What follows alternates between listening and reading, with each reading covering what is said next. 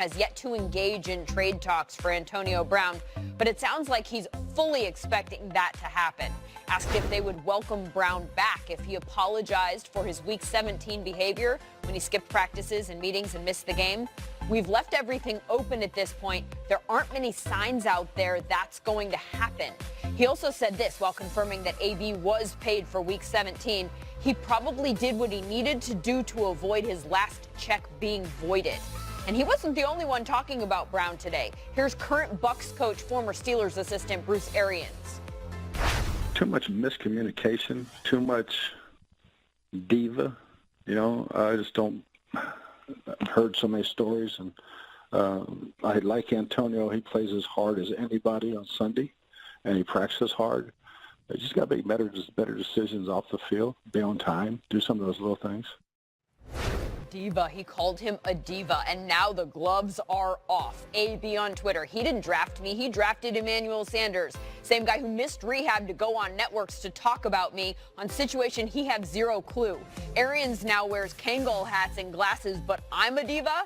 Done seen it all, then they say we friends. Stop lying. So how did Sanders get pulled into this? I feel like Antonio brought it on himself. Right. In turning my back on my brothers, I couldn't even come to that game and be on the sideline with the fur coat on and looking at my brothers and knowing that the playoff contention is still on the line. I just couldn't do that. Now we're headed for a divorce, and the friends are taking sides. And the Broncos have been mentioned as a potential landing spot for Brown, which would be really interesting considering this latest development, Ian Rappaport.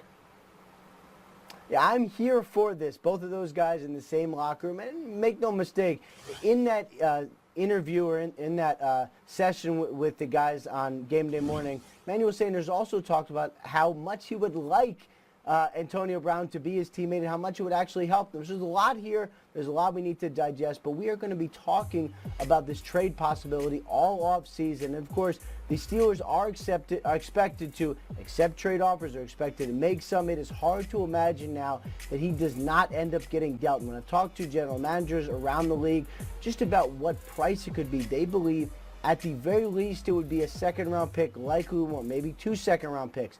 Maybe a first-round pick might be a little rich considering he's much older than Amari Cooper was, and Cooper went for a 1.